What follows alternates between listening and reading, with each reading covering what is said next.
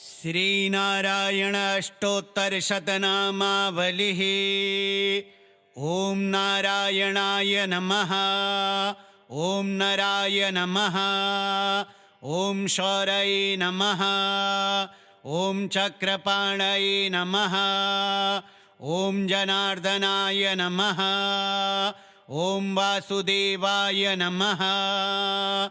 ॐ जगद्योनये नमः। ॐ वामनाय नमः। ॐ ज्ञानपञ्जराय नमः।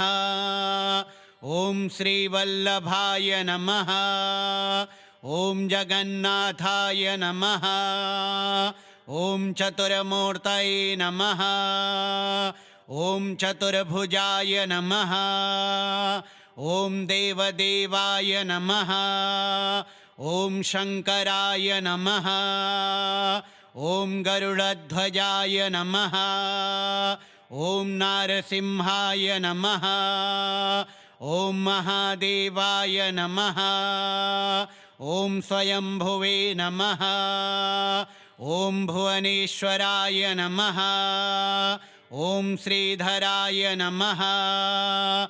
ॐ देवकीपुत्राय नमः। ॐ पार्थसारथये नमः। ॐ अच्युताय नमः। ॐ शङ्खपाणये नमः। ॐ परञ्ज्योतिषे नमः। ॐ आत्मज्योतिषे नमः। ॐ अचञ्चलाय नमः। ॐ श्रीवत्साङ्काय नमः। ॐ अखिलाधाराय नमः। ॐ सर्वलोकपतये नमः। ॐ प्रभवे नमः। ॐ त्रिविक्रमाय नमः। ॐ त्रिधाम्ने नमः। ॐ करुणाकराय नमः। ॐ सर्वज्ञाय नमः। ॐ सर्वगाय नमः। ॐ सर्वस्मै नमः। ॐ सर्वेशाय नमः। ॐ सर्वसाक्षिकाय नमः। ॐ हरये नमः। ॐ शारङ्गिणे नमः। ॐ हराय नमः। ॐ शेषाय नमः। ॐ हलायुधाय नमः। ॐ सहस्रबाहवे नमः। ॐ अव्यक्ताय नमः। ॐ सहस्राक्षाय नमः। ॐ अक्षराय नमः। ॐ शराय नमः। ॐ गजारिघ्नाय नमः। ॐ केशवाय नमः। ॐ केशिमर्दनाय नमः। ॐ कैटभारये नमः। ॐ अविद्यारये नमः। ॐ कामदाय नमः। ॐ कमलेक्षणाय नमः। ॐ हंसशत्रवे नमः। ॐ अधर्मशत्रवे नमः। ॐ काकुत्स्थाय नमः। ॐ खगवाहनाय नमः। ॐ नीलाम्बुदद्युतये नमः। ॐ नित्याय नमः। ॐ नित्यतृप्ताय नमः। ॐ नित्यानन्दाय नमः। ॐ सुराध्यक्षाय नमः। ॐ निर्विकल्पाय नमः। ॐ निरञ्जनाय नमः। ॐ ब्रह्मण्याय नमः। ॐ पृथिवीनाथाय नमः। ॐ पीतवाससे नमः।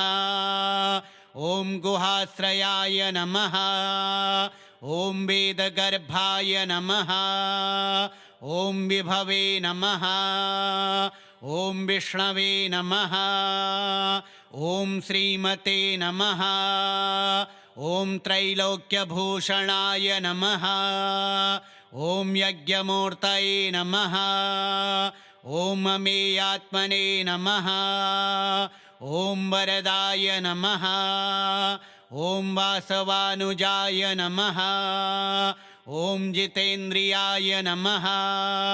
ॐ जितक्रोधाय नमः ॐ समदृष्टये नमः ॐ सनातनाय नमः ॐ भक्तप्रियाय नमः ॐ जगत्पूज्याय नमः ॐ परमात्मने नमः ॐ असुरान्तकाय नमः ॐ सर्वलोकानामन्तकाय नमः ॐ अनन्ताय नमः ॐ अनन्तविक्रमाय नमः ॐ मायाधाराय नमः ॐ निराधाराय नमः ॐ सर्वाधाराय नमः ॐ धराधराय नमः ॐ निष्कलङ्काय नमः ॐ निराभासाय नमः ॐ निरामयाय नमः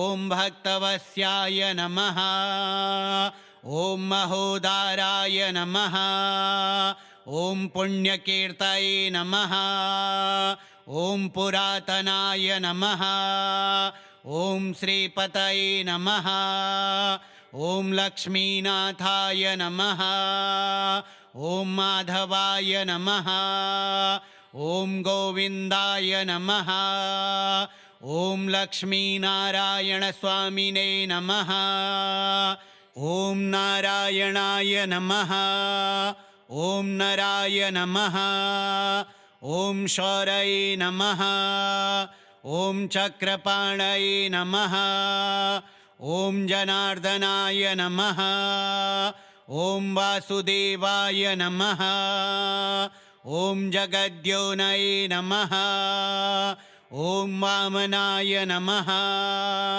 ॐ ज्ञानपञ्जराय नमः ॐ श्रीवल्लभाय नमः ॐ जगन्नाथाय नमः ॐ चतुर्मूर्तये नमः ॐ चतुर्भुजाय नमः ॐ देवदेवाय नमः ॐ शङ्कराय नमः ॐ गरुडध्वजाय नमः ॐ नारसिंहाय नमः ॐ महादेवाय नमः ॐ स्वयंभुवे नमः ॐ भुवनेश्वराय नमः ॐ श्रीधराय नमः ॐ देवकीपुत्राय नमः ॐ पार्थसारथये नमः ॐ अच्युताय नमः ॐ शङ्खपाणये नमः ॐ परञ्ज्योतिषे नमः ॐ आत्मज्योतिषे नमः ॐ अचञ्चलाय नमः ॐ श्रीवत्साङ्काय नमः ॐ अखिलाधाराय नमः ॐ सर्वलोकपतये नमः ॐ प्रभवे नमः ॐ त्रिविक्रमाय नमः ॐ त्रिधाम्ने नमः ॐ करुणाकराय नमः ॐ सर्वज्ञाय नमः ॐ सर्वगाय नमः ॐ सर्वस्मै नमः ॐ सर्वेशाय नमः ॐ सर्वसाक्षिकाय नमः ॐ हरये नमः ॐ शारङ्गिणे नमः ॐ हराय नमः ॐ शेषाय नमः ॐ हलायुधाय नमः ॐ सहस्रबाहवे नमः ॐ अव्यक्ताय नमः ॐ सहस्राक्षाय नमः ॐ अक्षराय नमः ॐ शराय नमः ॐ गजारिघ्नाय नमः ॐ केशवाय नमः ॐ केशिमर्दनाय नमः ॐ कैटभारये नमः ॐ अविद्यारये नमः ॐ कामदाय नमः ॐ कमलेक्षणाय नमः ॐ हंसशत्रवे नमः ॐ अधर्मशत्रवे नमः ॐ काकुत्स्थाय नमः ॐ खगवाहनाय नमः ॐ नीलाम्बुदद्युतये नमः ॐ नित्याय नमः ॐ नित्यतृप्ताय नमः ॐ नित्यानन्दाय नमः ॐ सुराध्यक्षाय नमः ॐ निर्विकल्पाय नमः ॐ निरञ्जनाय नमः ॐ ब्रह्मण्याय नमः ॐ पृथिवीनाथाय नमः ॐ पीतवाससे नमः ॐ गुहाश्रयाय नमः ॐ वेदगर्भाय नमः ॐ विभवे नमः ॐ विष्णवे नमः ॐ श्रीमते नमः ॐ त्रैलोक्यभूषणाय नमः ॐ यज्ञमूर्तये नमः ॐ अमेयात्मने नमः ॐ वरदाय नमः ॐ वासवानुजाय नमः ॐ जितेन्द्रियाय नमः ॐ जितक्रोधाय नमः ॐ समदृष्टये नमः ॐ सनातनाय नमः ॐ भक्तप्रियाय नमः ॐ जगत्पूज्याय नमः ॐ परमात्मने नमः ॐ असुरान्तकाय नमः ॐ सर्वलोकानामन्तकाय नमः ॐ अनन्ताय नमः ॐ अनन्तविक्रमाय नमः ॐ मायाधाराय नमः ॐ निराधाराय नमः ॐ सर्वाधाराय नमः ॐ धराधराय नमः ॐ निष्कलङ्काय नमः ॐ निराभासाय नमः ॐ निरामयाय नमः ॐ भक्तवत्स्याय नमः ॐ महोदाराय नमः ॐ पुण्यकीर्तये नमः ॐ पुरातनाय नमः ॐ श्रीपतये नमः ॐ लक्ष्मीनाथाय नमः ॐ माधवाय नमः ॐ गोविन्दाय नमः ॐ लक्ष्मीनारायणस्वामिने नमः ॐ नारायणाय नमः ॐ नराय नमः ॐ शौरये नमः ॐ चक्रपाणये नमः ॐ जनार्दनाय नमः ॐ वासुदेवाय नमः ॐ जगद्योनये नमः ॐ वामनाय नमः ॐ ज्ञानपञ्जराय नमः ॐ श्रीवल्लभाय नमः ॐ जगन्नाथाय नमः ॐ चतुर्मूर्तये नमः ॐ चतुर्भुजाय नमः ॐ देवदेवाय नमः ॐ शङ्कराय नमः ॐ गरुडध्वजाय नमः ॐ नारसिंहाय नमः ॐ महादेवाय नमः ॐ स्वयंभुवे नमः ॐ भुवनेश्वराय नमः ॐ श्रीधराय नमः ॐ देवकीपुत्राय नमः ॐ पार्थसारथये नमः ॐ अच्युताय नमः ॐ शङ्खपाणये नमः ॐ परञ्ज्योतिषे नमः ॐ आत्मज्योतिषे नमः ॐ अचञ्चलाय नमः ॐ श्रीवत्साङ्काय नमः ॐ अखिलाधाराय नमः ॐ सर्वलोकपतये नमः ॐ प्रभवे नमः ॐ त्रिविक्रमाय नमः ॐ त्रिधाम्ने नमः ॐ करुणाकराय नमः ॐ सर्वज्ञाय नमः ॐ सर्वगाय नमः ॐ सर्वस्मै नमः ॐ सर्वेशाय नमः ॐ सर्वसाक्षिकाय नमः ॐ हरये नमः ॐ शारङ्गिणे नमः ॐ हराय नमः ॐ शेषाय नमः ॐ हलायुधाय नमः ॐ सहस्रबाहवे नमः ॐ अव्यक्ताय नमः ॐ सहस्राक्षाय नमः ॐ अक्षराय नमः ॐ शराय नमः ॐ गजारिघ्नाय नमः ॐ केशवाय नमः ॐ केशिमर्दनाय नमः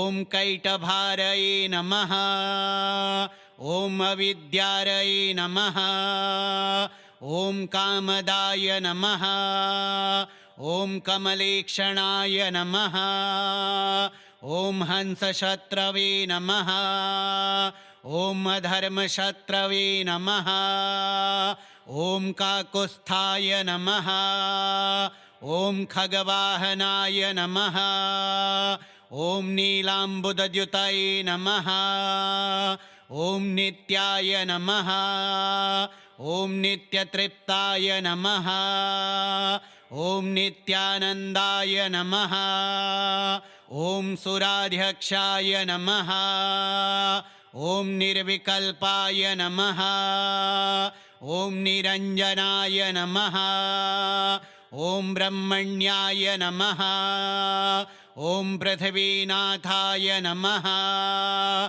ॐ पीतवाससे नमः ॐ गुहाश्रयाय नमः ॐ वेदगर्भाय नमः ॐ विभवे नमः ॐ विष्णवे नमः ॐ श्रीमते नमः ॐ त्रैलोक्यभूषणाय नमः ॐ यज्ञमूर्तये नमः ॐ अमेयात्मने नमः ॐ वरदाय नमः ॐ वासवानुजाय नमः ॐ जितेन्द्रियाय नमः ॐ जितक्रोधाय नमः ॐ समदृष्टये नमः ॐ सनातनाय नमः ॐ भक्तप्रियाय नमः ॐ जगत्पूज्याय नमः ॐ परमात्मने